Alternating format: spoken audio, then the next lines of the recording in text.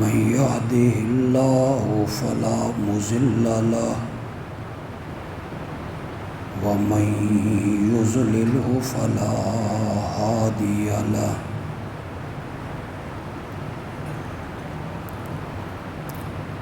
وأشهد أن لا إله إلا الله وحده لا شريك له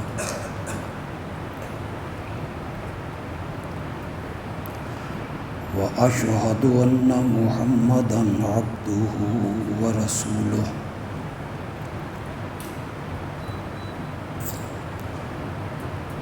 أما بعد فأعوذ بالله من الشيطان الرجيم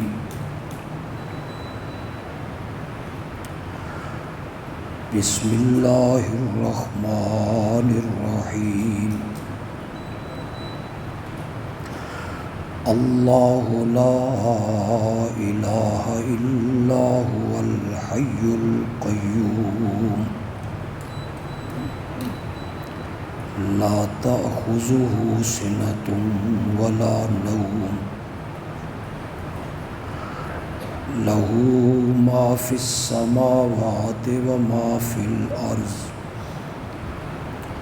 من ذا الذي يشفع عنده إلا بإذنه يعلم ما بين أيديهم وما خلفهم ولا يحيطون بشيء من علمه إلا بما شاء وسع كرسيه السماوات والأرض ولا يؤوده حفظهما وهو العلي العظيم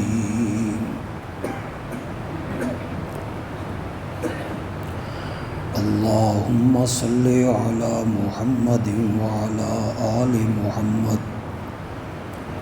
كما صليت على إبراهيم وعلى آل إبراهيم إنك حميد مجيد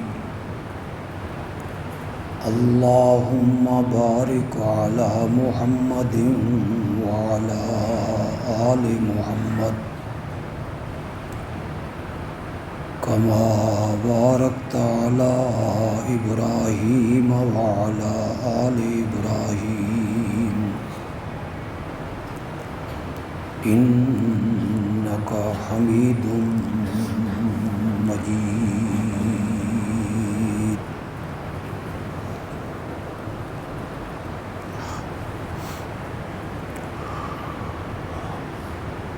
آیت الکرسی کا جو دعویٰ ہے وہ ہے اللہ لا الہ الا ہو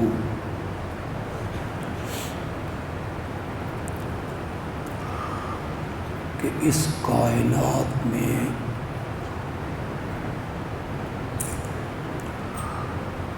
میرے سوا الہ کوئی نہیں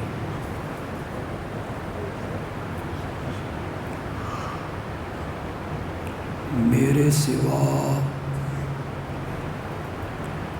عبادت کے لائق کوئی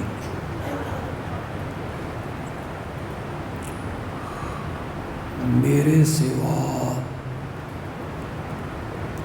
سجدے کے لائق اور نظر و نیاز کے لائق کوئی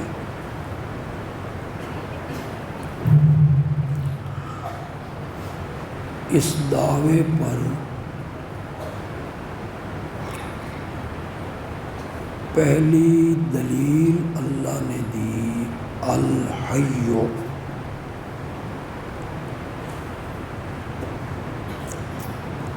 اور دوسری دلیل اللہ نے دی القیوم،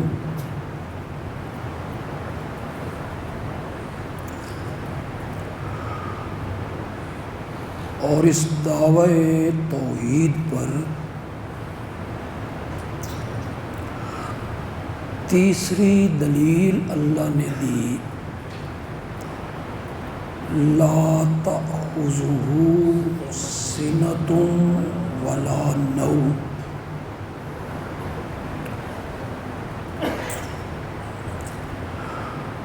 نیند تو نیند رہ گئی،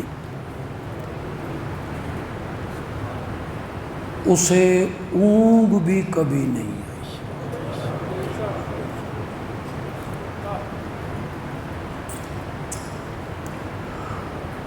میں تھک جانے سے، اونگنے سے، سو جانے سے پاک ہوں، لہذا عبادت بھی صرف ہو میری۔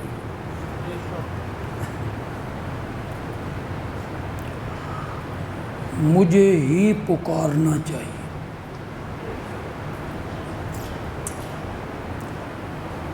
جس پر نیند آ جائے، سو جائے، اس کے بھی حواس خمسہ معطل ہو جاتے ہیں۔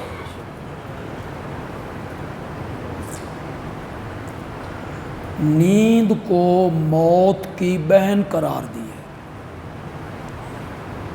نیند موت کی کیا ہے؟ بہن۔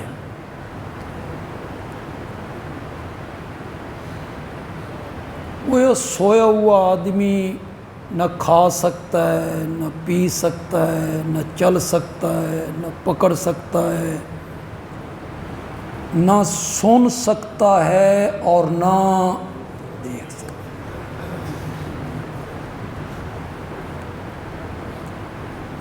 الہ اور معبود اور پکار کے لائق وہ ہونا چاہیے جو ہر پکارنے والے کی پکار کو،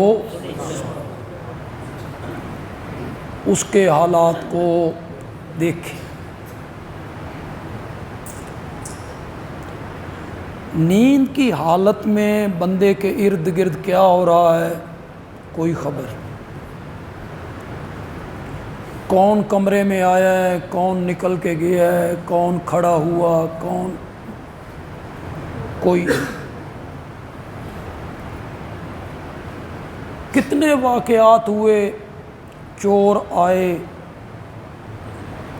گھر والے سوئے ہوئے ہیں، وہ سارے کمرے کا اور گھر کا صفایا کر کے،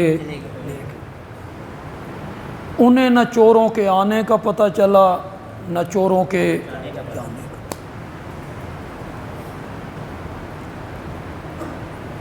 جس پر نیند کا غلبہ ہو،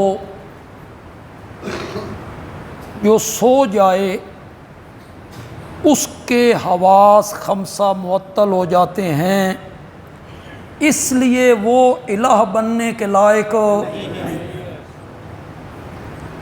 الہ صرف میں ہوں، اس پر تیسری دلیل اللہ نے دی لا تأخذہ سنۃ ولا۔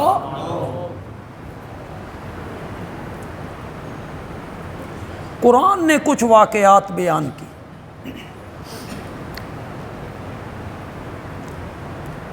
سو جانے والے کو ارد گرد کے حالات کا اور اپنے حالات کا بھی پتہ، پکارنے والوں کے حالات کا کیسے پتہ ہوگا؟ نظر و نیاز دینے والوں کے حالات کا اسے کیسے؟ ایک بڑی مشہور سورت ہے سورت کہف، تھوڑے ذہن آتے گیا ہونا۔ سورت کا نام کیا ہے؟ کہف۔ انہی کے نام پر پوری سورت کا نام رکھا گیا، جو غار میں جا کے سوئے تھے۔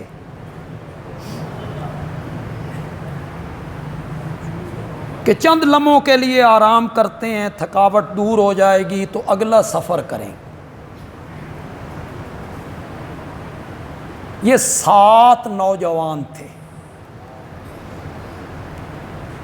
قرآن نے سورۃ کہف میں کہا انہم فتیۃ آمنوا بربہم وزدناہم ھدی۔ یہ چند نوجوان تھے جو ایمان لے آئے اپنے رب پر، شرک انہوں نے چھوڑ دیا، توحید پر وہ کاربند ہوئے، وزدناہم ھدی، اور ہم نے ان کو ہدایت میں اور آگے بڑھا دیا۔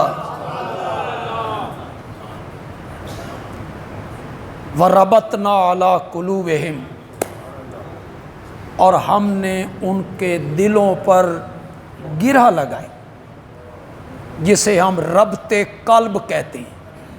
کیا کہتے ہیں؟ ربط قلب۔ ہدایت کے 4 درجے ہیں۔ کتنے درجے؟ 4۔ گمراہی کے بھی 4 درجے۔ یہ پکا لو اور ذہن میں رکھ لو۔ علماء نے تو تمہیں کیا بتانا ہے، ان بیچاروں کو خود پتہ نہیں ہو۔ ہدایت کے کتنے درجے ہیں؟ 4۔ پہلا درجہ ہے انابت۔ انابت دی سمجھ تو نہیں ہے؟ ضد چھوڑے، رجوع کرے، رجوع، طالب ہو ہدایت کا طالب، خواہش کرے، تمنا کرے، ضد چھوڑے اور دل والے برتن کو سیدھا رکھے۔ دل والے برتن کو سیدھا رکھے۔ یہ پہلا درجہ ہے ہدایت کا، جس کو ہم کیا کہتے ہیں؟ انابت۔ انابت یہدی الیہ من انابا، قرآن نے کہا یہدی الیہ من ینیب،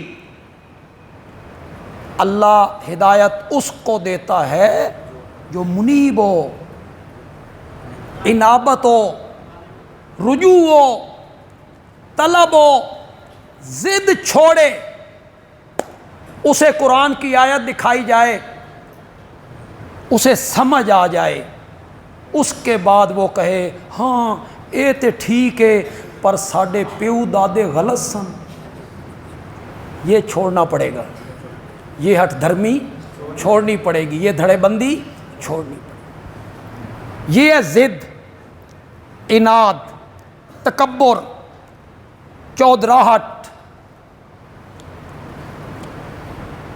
نہیں پتہ ان سب لوگوں کو، یہ جو ممبر و محراب کا وارث طبقہ ہے، انہیں نہیں پتہ، انہوں نے قرآن نہیں پڑھا، انہوں نے مدارس میں نہیں پڑھا۔ کتنی واضح آیتیں ہیں، قل انما انا بشر مثلکم، کتنی واضح ہے۔ آپ کہیں میں بشر ہوں، مثلکم، جیسے تم، جیسے تم۔ یہ قرآن نے 1 سے زائد جگہوں پہ کہا۔ سورۃ کہف جو میں نے ابھی حوالہ دیا، اس کی آخری آیت ہے۔ سورۃ کہف کو اللہ نے اسی آیت پہ ختم کیا، کل، میرے پیغمبر آپ اپنی زبان مقدس سے کہیں۔ ایسی سب باتیں اللہ نے میرے نبی کی زبان سے کہلوائیں۔ پتہ نہیں میری تے مندن یا نہیں مندے، تیرے نال تے بڑی محبت دا دعویٰ کر دین، متا تیری مندے ہون۔ کہے میرے پیغمبر انما انا بشرم، کتنی واضح آیت ہے کوئی اشکال اس میں؟ ہے کوئی چونکہ چنانچہ اگرچہ مگرچہ یعنی کہ کوئی بریکٹ لگانے کی ضرورت ہے؟ ترجمے میں یہ لکھنے کی ضرورت ہے میں بظاہر بشر ہوں. کیا نبی پاک کا ظاہر اور ہے باطن اور ہے؟ تمہیں ترجمہ کرتے ہوئے حیا بھی نہیں آتی؟ میرے نبی کا اندر اور ہے ظاہر اور ہے. پھر اپنے آپ کو کہتے ہو ہم محب رسول ہیں، ہم عاشقان رسول ہیں. قل انما انا بشر مثلکم. کرے کوئی معنی؟ کرو تحریف مانوی.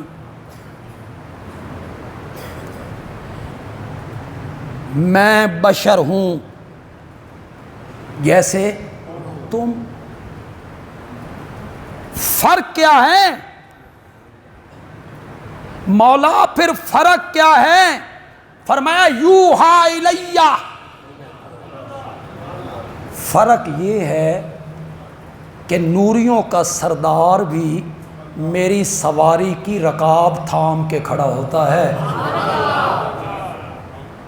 میری طرف وہی ہوتی ہے، تمہاری طرف وہی نہیں ہوتی. مجھے رب کے سلام آتے ہیں، تمہیں رب اس طرح سلام نہیں کرتا. جبریل میرے گھر میں اترتا ہے، وہ تمہارے ہاں نہیں آتا. انما انا بشر مثلکم. اس پر شور مچانا اپنے جیا بشر سمجھ دیں. یہ میں سمجھ رہا ہوں، اس قرآن کو کدھر کریں گے؟ انما انا بشر مثلکم. اپنی طرح مقام میں کیوں بھائی؟ عظمت میں یہ جو مثلیت ہے، مثلیت جیسے تم، یہ کس میں؟ شان میں، مقام میں، علم میں، اخلاق میں، اوصاف میں. اسی سے دھوکہ دیا تم نے لوگوں کو. یہ اپنے جیسا سمجھتے ہیں. اپنے جیسے کا کیا مطلب؟ شان میں، مقام میں، عظمت میں. انا للہ. منبر رسول پہ بیٹھ کے جھوٹ بولتے رہتے ہو، الزام تراشیاں کرتے رہتے ہو. یہ مثلیت عظمت میں نہیں ہے، یہ مثلیت شان میں نہیں ہے، یہ مثلیت درجے میں نہیں ہے، یہ مثلیت علم میں نہیں ہے، یہ مثلیت اوصاف میں نہیں ہے. نہیں ہے. کہاں عام لوگ اور کہاں آمنہ کا لال. خدا دی قسم ہے نسبت ہی کوئی نہیں، نسبت ہی کوئی نہیں. آپ کے قدموں کے نیچے جو مٹی کے ذرات لگتے ہیں، ہم اس کا بھی مقابلہ نہیں کر سکتے. علم سب سے بڑھ کر آپ کا، شان ساری کائنات سے بڑھ کر آپ کی، عظمت سب سے بڑھ کر آپ کی. ہم کیا ہیں؟ میں کون ہوں؟ علماء دیوبند کیا ہیں؟ علماء اہل حدیث کیا ہیں؟ آج کا کوئی عالم، خطیب، مدرس، اس کی کیا حیثیت ہے؟ سارے انبیاء مل کر بھی میرے آقا کے مقام کو نہیں پہنچ سکتے. انا سید ولد آدم. قیامت کے دن تمام اولاد آدم کا سردار میں ہوں گا. ولا فخرا. اور مجھے اس پر کوئی فخر نہیں. میں پہلوں اور پچھلوں کا سردار ہوں. سارے نبیوں کا امام بنایا رب نے. یہ مثلیت مقام میں نہیں ہے، درجے میں نہیں ہے، شان میں نہیں ہے. جو درجے، مقام، عظمت میں آمنہ کے لال کو اپنے جیسا یا اپنے آپ کو ان جیسا سمجھے، وہ کائنات کا سب سے بڑا کافر ہے، وہ مومن نہیں. اس کے کفر میں کوئی شک نہیں، جو نبی پاک کو اپنے جیسا سمجھے مقام میں، یا اپنے آپ کو ان جیسا سمجھے، نہیں، مقام اعلیٰ ہے، درجہ اعلیٰ ہے۔ سنیے، کوئی تمہیں نہیں سمجھائے گا جس طرح بندیالوی سمجھا کے جا رہا ہے صحت کا مفہوم۔ یہ مثلیت پھر کس میں ہے؟ مقام میں تو نہیں، عظمت میں تو نہیں، شان میں تو نہیں، درجے میں تو نہیں، علم میں نہیں، عزت میں نہیں، قرب الہی میں نہیں ہے، تو پھر قرآن کیوں کہتا ہے انما انا بشر مثلکم؟ یہ مثلیت کس میں ہے؟ یہ مثلیت اس میں ہے جس طرح تمہارے ماں باپ اس طرح میرے ماں باپ، جس طرح تم نے کسی دایا کا دودھ پیا میں نے بھی کسی دایا کا دودھ پیا، جس طرح تم بکریاں چراتے ہو میں نے بھی بکریاں چرائیں، تم تجارت کرتے ہو میں نے بھی تجارت کی، تم شادی کرتے ہو میں نے بھی شادیاں کی، تمہارے بھی بال بچے میرے بھی بال بچے، تمہاری بھی برادری میری بھی برادری، تم تجارت کے لیے سفر کرتے ہو میں بھی تجارت کے لیے سفر کرتا ہوں، میں بھی تھک جاتا ہوں جیسے تم تھک جاتے ہو، میں کھاتا ہوں پیتا ہوں جس طرح تم کھاتے اور پیتے ہو، جس طرح تم بیمار پڑتے ہو میں بھی بیمار پڑ جاتا ہوں، جس طرح تم کبھی کبھی گھوڑے سے گر جاتے ہو میں بھی گھوڑے سے گر جاتا ہوں، پھر میرے گھٹنے کو بھی تکلیف ہوتی ہے، بچھو کبھی کبھی میری انگلی پہ بھی ڈنگ مار لیا کرتا ہے، اس معنی میں ہے انما انا بشرم۔ وہ کوئی سمجھ بھی تو آنائی کہ کو نہیں ہے، یہ مثلیت کس معنی میں؟ اس معنی میں کوئی وہ جو کہتے تھے تیری گلاں سن سمجھ نہیں آنیاں، نبی پاک نے فرمایا میں کوئی الگ ہوں، تم ہی میں سے ہوں نا، جس کو قرآن نے کہا لقد من اللہ علی المؤمنین اذ بعث فیہم رسولا من انفسہم، انہی میں سے بھیجا، انہی میں سے۔ تمہیں میری باتیں کیوں سمجھ نہیں آ رہی؟ میں کوئی انوکھا ہوں؟ تم ہی میں سے ہوں، کھاتا ہوں پیتا ہوں، شادی بال بچے، بیمار پڑتا ہوں، سواری پہ سوار ہوتا ہوں، سفر کرتا ہوں، تجارت کرتا ہوں، مجھے دکھ پہنچتے ہیں، غم پہنچتے ہیں، تکلیفیں آ جاتی ہیں، اس معنی میں ہے انما انا بشرم۔ اس پر حدیث سے ایک دلیل دے دوں،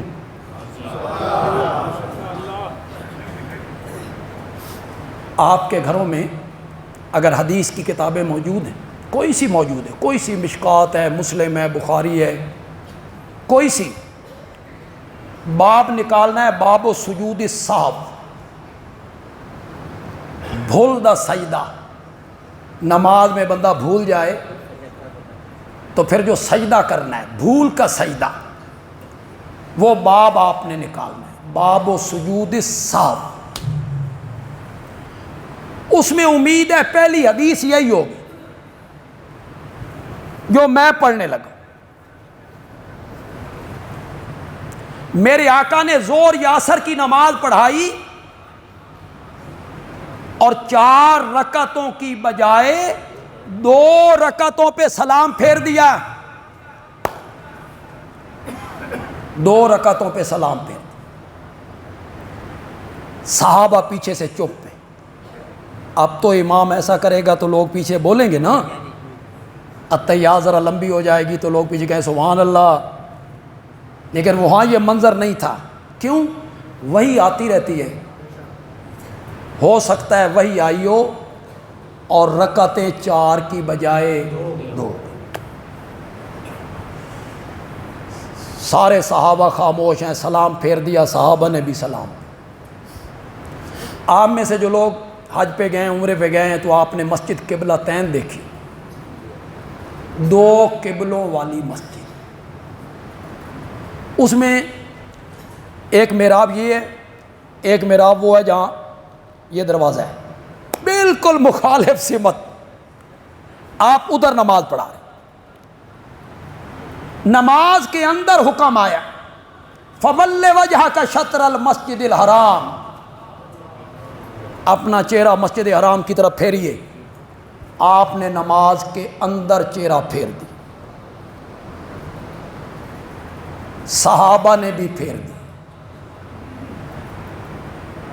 بعد میں میرے آقا نے پوچھا, مجھ پہ تو وحی آئی تھی, جبریل آیا تھا, رب کا حکم لایا تھا, میں تو اس لیے بیت اللہ کی طرف مڑ گیا, تم کیوں مڑے؟ صحابہ نے کہا, ہم نے قبلہ نہیں دیکھنا, ہم نے قبلہ نما دیکھنا ہے, ہم نے تو آپ کو دیکھنا ہے. آپ ادھر کر کے منہ نماز پڑھے, ہم نے ادھر کر لی, آپ ادھر کرتے ہیں, ہم نے ادھر کر لی. اسے کہتے ہیں اطاعت رسول. یہ محبت رسول کی پہلی علامت ہے. جس کو نبی پاک سے جتنی زیادہ محبت ہوگی وہ اتنی میرے نبی کی اطاعت کرے. صحابہ خاموش. آپ مصلے سے اٹھے, سین میں چلے گئے. سین میں لکڑی کا ایک تنا تھا, اس کے ساتھ ٹیک لگا کے کھڑے ہو گئے. جو منافق تھے, نماز باجماعت پڑھتے تھے, اپنے نفاق کو چھپانے کے لیے وہ جلدی جلدی مسجد سے باہر نکلے. الصلاۃ رکعتین, الصلاۃ رکعتین, نماز 2 رکعتیں ہو گئیاں, 2 تو جان چھٹی. وہ اب خوش ہیں, وہ یہ لفظ کہتے ہوئے جا رہا, الصلاۃ رکعتین. صحابہ میں ایک صحابی ہے جس کے ہاتھ تھوڑے سے لمبے ہیں, اور میرے نبی اس کو پیار سے کہتے ہیں ذوالیدین. آپ اس سے ذرا مزاح کر لیتے ہیں. مزاح, کیا لفظ بولا میں؟ مزاح. آخر میں ہے حلوے والی. ایک ہوتا ہے مذاق, آخر میں کاف ہے. مذاق, مذاق جو ہے نا, یہ ہے دوسرے کی توہین کر کے ہنسی کا ماحول پیدا کر. یہ شریعت میں جائز ہو نہیں. کسی کا مذاق نہیں اڑانا, کسی کا مذاق اڑا کر ہنسی کا ماحول پیدا کرنا, یہ شریعت اجازت نہیں دیتی. مزاح, مزاح کیا ہے؟ کسی کی توہین نہ ہو اور محفل تھوڑی سی خوشگوار ہو. توہین بھی کسی کی. یہ نبی اکرم صلی اللہ علیہ وسلم صحابہ سے کر لیتے تھے, صحابہ آپ سے کر لیتے. لیکن کبھی کوئی موقع آیا مزاح کر لیتے. غریب صحابہ سے میرے آقا زیادہ گھل مل جاتے تھے. جو غریب صحابہ ہوتے, نادار, مسافر, ذوالیدین بھی انہی میں سے تھے. اس سے بھی نبی پاک کبھی کبھی مزاح کرتے تھے. تو جس سے بندہ مزاح کرے اس سے وہ کھل کے تھوڑی سی بات کر لیتے. یہ ذوالیدین آگے بڑھا. اس نے جا کے ایک لفظ کا ترجمہ کروں یا عربی آپ سمجھیں؟ نہیں سمجھیں, تھوڑی جی مشکل ہے, تھوڑی جی. یہ آگے جا کے کہتا ہے اکوسرت الصلاۃ, کیا نماز کم ہو گئی ہے؟ 4 کی 2 ہو گئی ہیں. ام نسیت یا رسول اللہ, یا تسا بھول گئے ہو؟ ام نسیت یا رسول اللہ, یا آپ بھول گئے. یہ کون کہہ رہا ہے؟ وہابی کے صحابی. نبی پاک کے سامنے کھڑے ہو کے کہتا ہے نماز کم ہو گئی, 4 کی 2 ہو گئی ہیں, یا جناب بھول گئے. آپ نے ذوالیدین کو دیکھا, فرمایا کل ذالک لم یکن، دونوں میں سے کوئی بات نہیں ہوئی، نہ نماز کم ہوئی ہے نہ میں بھولا ہوں، اب بھی یقین ہے کہ میں نے کتنی پڑھائی ہیں؟ آپ کہتے ہیں کل ذالک لم یکن، دونوں میں سے کوئی بات نہیں ہوئی۔ ذوالیدین بھی ذرا پیر پکے رکھے، اس نے کہا یا رسول اللہ دو وچوں ایک تے ہو گئی، دو وچوں یا نماز کم ہوئی ہے یا جناب بھول گئے۔ وَفِي الْقَوْمِ ابو بکر و عمر فَحَابَاهُ أَن يَتَكَلَّمَا، لوگوں میں ابو بکر بھی ہیں، حضرت عمر بھی ہیں، لیکن میرے نبی کا رعب، بات کرنے کی جرات نہیں کرتے۔ تو میرے آقا نے پاس کھڑے صحابہ سے کہا اصدق ذوالیدین، کیوں بھائی ذوالیدین سچ کہہ رہا ہے؟ قالو نعم یا رسول اللہ، کہہ تو سچ۔ جو بھول جاتا ہے نا وہ عالم الغیب ہو نہیں، عالم الغیب ہو اور بھول جائے، بھولنے سے پاک ذات، بھولتا نہیں۔ جو بھول، حضرت آدم بھولے، فناسیہ، آدم بھول گئے، ولم نجد لہو عزمن، دو معنی مفسرین نے کیے ہیں، ہم نے نافرمانی پر آدم کا ارادہ نہیں پایا، یعنی ارادتاً نہیں بھولے، ارادتاً نافرمانی نہیں کی، بھول گئے، یا آدم بھول گئے، ہم نے ان میں پختگی نہیں پائی، انہیں منع کیا گیا تھا کہ اس درخت کے قریب ہو نہیں جائے۔ قرآن نے کہا فناسیہ، آدم بھول گئے۔ میں اسی لا تأخذہ سنۃ ولا نوم پر اسی سورۃ کاف سے ایک واقعہ پیش کروں گا، جہاں حضرت موسیٰ علیہ السلام بار بار خضر کو کہتے ہیں میں بھول گیا، آئندہ یہ کام میں نہیں کروں گا، اب میں کیا ہو گیا ہوں؟ بھول گیا۔ سورۃ کہف میں اللہ نے ذکر کیا، 15ویں پارے میں، 16ویں پارے میں۔ جو بھول جائے نا وہ عالم الغیب نہیں ہوتا۔ اور میرے آقا بھولے، 4 رکعتوں کی بجائے 2 رکعتیں، نماز پوری کی، سجدہ سہو کیا، نماز پڑھانے کے بعد میرے آقا نے خطبہ دیا۔ خطبے کی ابتدا میرے آقا نے کس سے کی؟ میرے آقا نے شروع کیا خطبہ انما انا بشر مثلکم، انما انا بشر۔ اب وہ جو میں نے مثلیت کی بات کی تھی نا، وہ آ رہی ہے بات، یہ مثلیت کس میں؟ میں بشر ہوں جیسے تم، کس میں؟ شان میں، عظمت میں نہیں، وہ بات آ رہی ہے۔ آپ نے فرمایا انما انا بشر مثلکم، میں بشر ہوں جیسے تم، انسا کما تنسونا فاذا نسیتو فذکرونی، میں بھی بھول جاتا ہوں جیسے تم بھول جاتے ہو، جب آئندہ کبھی میں بھولوں تو مجھے یاد دلا دیا کرو۔ تو یہ مثلیت کس میں ہے؟ بھولنے میں۔ میں بھی بھول جاتا ہوں جس طرح تم بھول جاتے۔ تو یہ کتنی واضح آیت ہے، انما انا بشر مثلکم۔ منبر و محراب کا وارث طبقہ اسے ماننے کے لیے کیوں تیار نہیں؟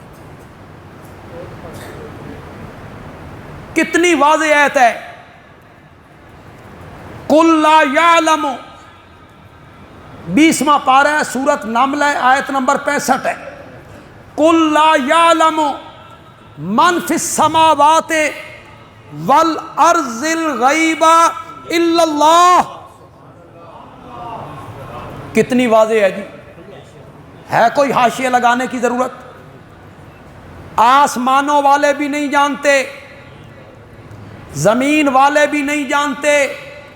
الغیبہ، زور سے بولو، الا اللہ. پارہ کون سا ہے؟ سورت کون سی ہے؟ نمل. سورت نمل کی آیت 65، 20ویں پارے کا پہلا صفحہ. جائیے گھروں میں ترجمہ دیکھیے. آسمانوں والے بھی زمین والے بھی غیب نہیں جانتے الا اللہ، مگر کون جانتا ہے؟ آیت کے آخر میں اللہ نے حد کر دی. کوئی نہ سمجھے تو اس کی اپنی قسمت ہے یار. آخر میں اللہ نے حد کر دی، فرمایا وما یشعرون ایان یبعثون. تم کہتے ہو وہ ہر چیز جانتے ہیں، تم کہتے ہو وہ ہمارے سجدے کرنے کو، نظر دینے کو، نیاز دینے کو، ہمارے گھر کے حالات کو وہ جانتے ہیں. اور میں رب کہتا ہوں وما یشعرون ایان یبعثون، ان کو تو اتنا بھی پتہ نہیں کہ وہ خود قبروں سے کب اٹھائے جائیں گے. جنہیں اپنے حالات کا پتہ کوئی نہیں، انہیں تمہارے حالات کا بھی پتہ کوئی نہیں. کتنی واضح آیت ہے. بولتے کیوں نہیں ہو؟ کتنی واضح آیت ہے. قُل لا املک لکم، قُل لا املک لنفسی نفعا ولا ضرا. میرے پیغمبر آپ کہیں میں اپنی جان کے لیے بھی نفع نقصان کا مالک الا ما شاء اللہ، مگر ہوتا وہی ہے جو کون چاہتا ہے. سورۃ جن میں کہا لا املک لکم ضرا ولا رشدا، میں تمہارے لیے کسی نفع نقصان کا مالک نہیں ہوں. کتنی واضح آیت ہے. کتنی واضح آیت ہے. کیوں نہیں مانتے؟ کیوں راہ توحید پہ نہیں آتے؟ وہی ضد، اناد، ہٹ دھرمی، خطابتیں، چودراہٹ، گدیاں. تم سال سال محنت کرتے ہو، تم اتنی رقم نہیں کماتے ہو جو گدیوں والے صرف ایک دن میں کماتے. نوٹوں کے ڈھیر لگ جاتے. وہ نوٹوں کے ڈھیر حق کی طرف آنے نہیں دیتے. ہدایت کی 4 قسمیں ہیں. پہلی قسم ہے انابت، دل والا برتن. بولو تو صحیح. رجوع اللہ، طلب و طلب، ہدایت کی طلب و، یہ پہلا درجہ ہے. دوسرا درجہ ہے ہدایت. اللہ اس بندے کو کیا دیتا ہے؟ تیسرا درجہ استقامت. ان الذین قالوا ربنا اللہ ثم استقاموا. تیسرا درجہ کیا ہے؟ استقامت. چوتھا درجہ ہے ربط قلب. کیا؟ ربط قلب. اللہ ہمیں عطا کر. یہ اصحاب کہف کو عطا ہو، یہ میرے نبی کے یاروں کو عطا ہو. یہ بڑا اونچا درجہ ہے. 4 درجے ہیں: انابت، ہدایت، استقامت، ربط قلب. اب میری بات آپ نے غور سے سننی. دو درجوں کا تعلق بندوں سے ہے، دو درجوں کا تعلق بندوں سے ہے اور دو درجوں کا تعلق اللہ سے۔ انابت بندوں نے دکھانی ہے، ہدایت انابت کا تعلق بندوں سے، بندہ انابت پیدا کرے، ہدایت کون دے گا؟ اللہ۔ استقامت کا تعلق بندے سے ہے، بندہ اس ہدایت پر پکا ہو جائے، ربط قلب کون کر دے گا؟ انہم فتیۃ، وہ چند نوجوان تھے، اصحاب کہف کا ذکر کیا، وہ چند نوجوان تھے آمنو بربہم، جو ایمان لائے اپنے رب پر، وزدناہم ھدی، یہ زدناہم ھدی استقامت ہے۔ ربطنا علی قلوبہم، ہم نے ان کے دلوں پہ کیا لگا دی؟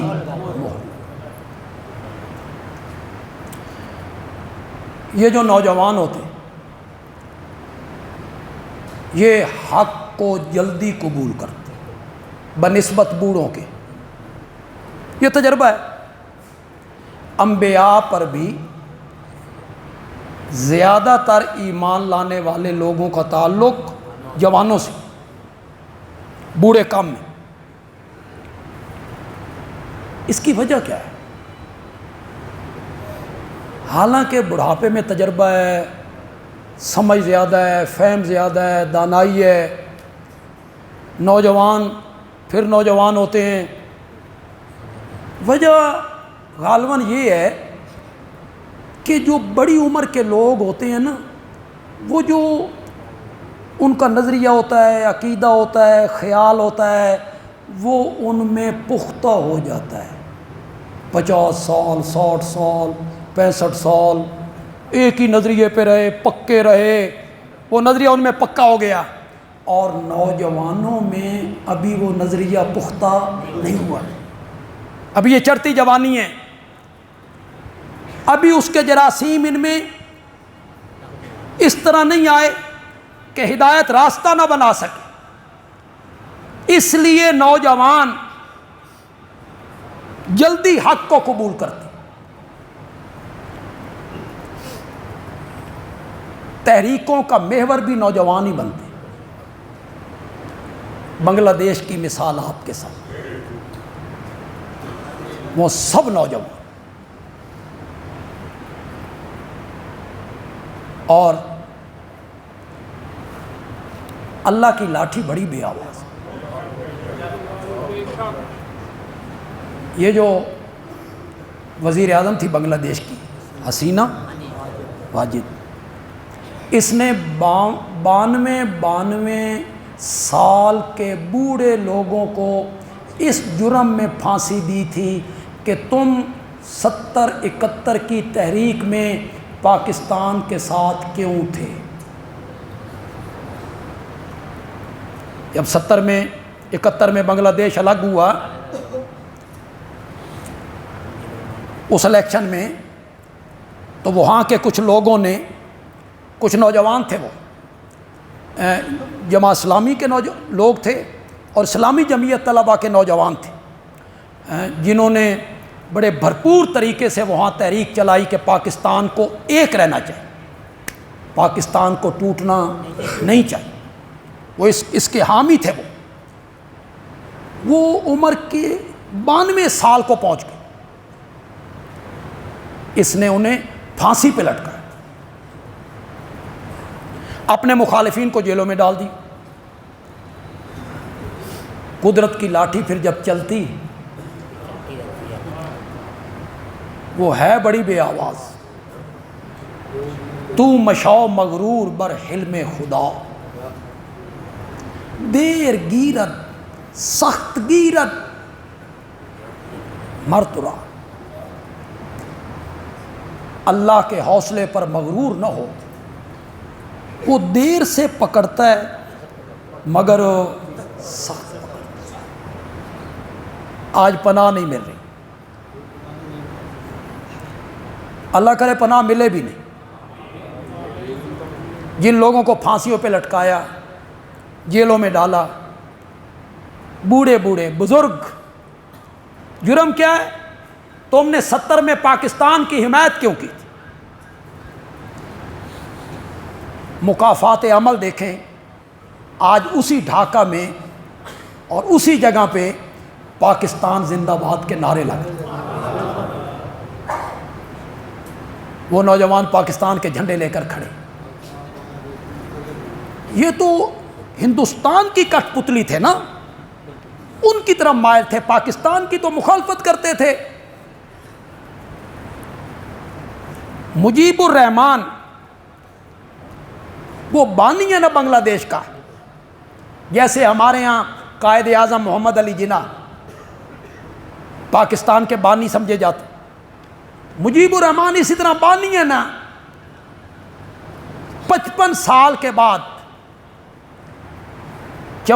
55 سال کے بعد اسی بانی کے مجسمے توڑے جا رہے ہیں، اس کے گلے میں جوتیوں کے ہار ڈالے، ورنہ تو صرف 4 سال کے بعد 71 میں مجیب الرحمان برسر اقتدار آیا، یہاں ہمارے ہاں قید تھا، وہ 8-9 مہینے قید رہا، پھر ادھر بنگلہ دیش بن گیا، پھر اسے رہا کرنا پڑا، اس نے اقتدار سنبھالا۔ جب وہ ڈھاکے پہنچا تھا تو 10 لاکھ آدمی اس کے استقبال کے لیے ایئرپورٹ پہ تھے، 10 لاکھ آدمی، ہیرو تھا۔ 4 سال کے بعد فوج نے بغاوت کی اور گھر کی سیڑھیوں پر اسے گولیوں سے بھون کے رکھ دی، اسے بھی، اس کی بیوی کو بھی، بیٹے کو بھی، بموں کو بھی۔ اس کی 2 بیٹیاں باہر ملک میں تھیں، اس وجہ سے وہ بچ گئی، جن میں یہ حسینہ بھی۔ سارے گھرانے کو انہوں نے،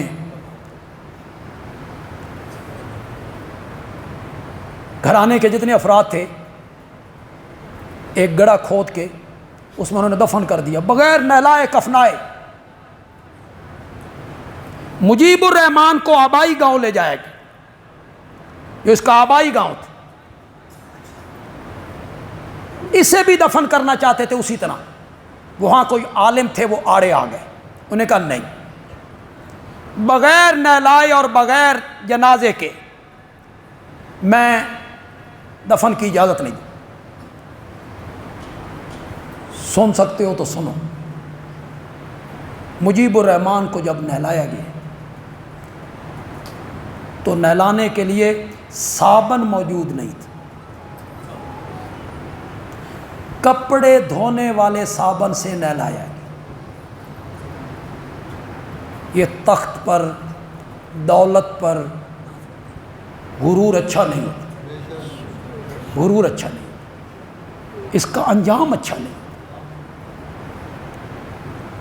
بال بچوں کو یوں ہی ایک گڑھے میں ڈال دیا گیا، اس کو نہلانے کے لیے صابن تک موجود نہیں۔ کپڑے دھونے والے صابن سے ایک ملک کے بانی کو نہلایا جا رہا ہے۔ وہ کسی شاعر نے کہا تھا، کہتے ہیں ہمارے گورنر جنرل تھے غلام محمد، بڑے فن خان گورنر جنرل سن، بعد میں تو فالج ہو گیا، بولا نہیں جاتا تھا، بڑے اپنے آپ میں سمجھتے تھے اپنے آپ کو۔ پاگل خانے کا معائنہ کرنے گئے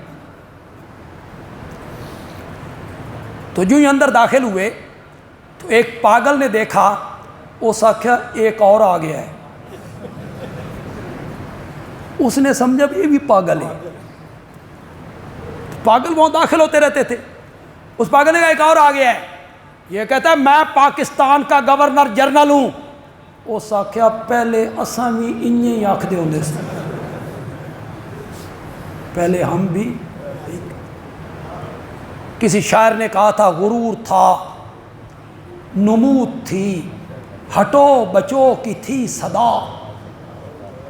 آپ نے دیکھے ہیں پروٹوکول ان کے، دیکھیں یہ جو وزیر ہیں نا، یہ دراصل غلام ہیں. آپ ان کو آزاد سمجھتے؟ یہاں سرگودا کے ایک وزیر تھے، مجھے یہاں ملنے کے لیے آ گئے. جتنی دیر پولیس نے چاہا اتنی دیر بیٹھے، 5 منٹ یا 7. اس کے بعد انہوں نے کہا اٹھو جی. وہ پولیس کے نرغے میں، پروٹوکول نہیں ہے، یہ قید ہیں. یوں ہی ہٹو بچو کی تھی صدا ہوتی ہے، آگے گاڑیاں ہیں پیچھے گاڑیاں ہیں، قوم کا پیسہ ہے اڑایا جا رہا ہے. وہ افغانستان میں جا کے دیکھو،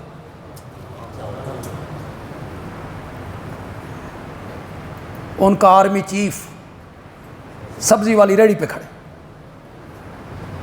ان کا گورنر ایک صوبے کا بازار میں بیٹھ کر ایک بندے کی درخواست لے کر گھٹنے پہ رکھ کے آرڈر کر رہا ہے، جی تمہارے پروٹوکول ختم نہیں ہوتے، تم تک غریب بندہ پہنچو نہیں سکتا، تم نے ایک حصار قائم کیا ہوا ہے.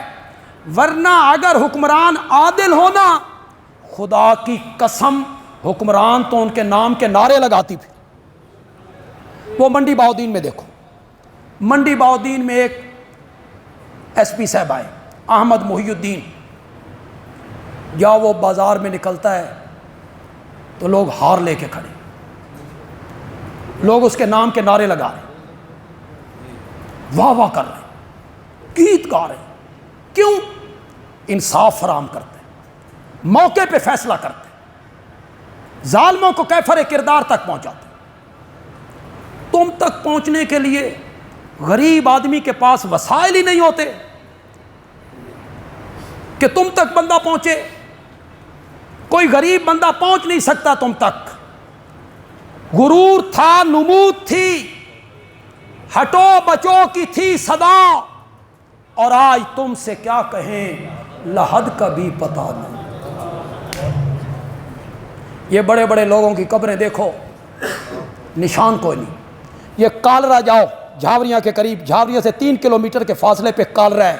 یہ پوری اسٹیٹ تھی، پورے پنجاب کا وزیر اعلیٰ تھا، دلی تک. تقسیم سے پہلے کوئی پوچھنے والا نہیں، کوئی قبروں پہ آنے والا نہیں، کوئی نام لینے والا بھی نہیں ہے. یہ دولت اور یہ حکومت اور یہ وزارتیں اور یہ عہدے اور یہ افسریاں، یہی سب چیز ہوتی ہے. انجام سے ڈرو، اللہ کی لاٹھی بڑی بے آواز. یہیں آج کے خطبے کو روک دیتے کہ میں سمجھا دوں آپ کو. بیان میں نے کیا کیا؟ آیت الکرسی کا دعویٰ کیا ہے؟ اللہ ہو، ایک دفعہ پڑھ دو یار سارے. یہ دعویٰ ہے، اللہ کے سوا الہ کوئی نہیں، اللہ کے سوا عبادت کے لائق کوئی نہیں. اس پر اللہ نے پہلی دلیل کیا دی؟ الحیو، میں ہی الہ ہوں. کیوں؟ میں ہی ایسا زندہ ہوں جس پر کبھی موت ہو نہیں آئی. یہ پہلی دلیل. القیوم، خود بھی قائم ہوں اور ساری دنیا کو قائم رکھے ہوئے. اللہ کے کچھ نام ایسے ہیں، الف لام ہٹا دیں تو آپ بندوں کے بھی رکھ سکتے. رؤوف، الرؤوف اللہ کا نام، لیکن بندوں کا بھی رکھا جا سکتا. العزیز اللہ کا نام، الف لام آپ ہٹا دیں، عزیز نام رکھا جا سکتا. محمد عزیز رکھا جا سکتا، عبدالعزیز تو خیر بہت خوبصورت نام. لیکن کچھ نام اللہ کے ایسے ہیں وہ الف لام ہٹا کے بھی کسی کے لیے استعمال نہیں ہو سکتے. ان میں ایک لفظ ہے الرحمن، الف لام ہٹا کے بھی آپ رحمان نہیں لکھ سکتے کسی کے لیے. ان میں ایک نام ہے القیوم۔ آپ کسی کو الف نام ہٹا کے الف لام قیوم نہیں کہہ سکتے۔ یہ جو کہتے ہیں قیوم زمان، فلاں بزرگ جو ہیں وہ قیوم زمان ہیں، نہ، جو اپنے آپ کو نہیں سنبھال سکتا، جس نے موت کا جام پی لیا، جو تھک کے سو جاتا ہے، وہ زمان کا قیوم کیسے ہو گیا؟ پورے زمانے کا قیوم القیوم بھی اللہ ہے اور قیوم بھی اللہ ہی۔ تو تیسری دلیل اس پر جو دی، جس پر آج میں نے گفتگو کی تھوڑی سی، وہ تیسری دلیل کیا ہے؟ لا تأخذہ سنۃ ولا نوم، میں ہی الہ ہوں، میں ہی عبادت کے لائق ہوں، میں ہی پکار کے لائق ہوں، میں ہی سجدوں کے لائق ہوں۔ کیوں؟ نیند تو نیند رہ گئی، مجھے تو کبھی اونگ بھی نہیں ہے۔ یہ تیسری دلیل ہے، لا تأخذہ سنۃ ولا نوم۔ اسی پر انشاءاللہ آئندہ جمعے گفتگو کریں گے کہ جس پر نیند کا غلبہ ہو جائے وہ الہ بننے کے لائق نہیں۔ کوئی درس اولاد اور بیوی کے اور گھر والوں کے حقوق پر بیان فرمائیں۔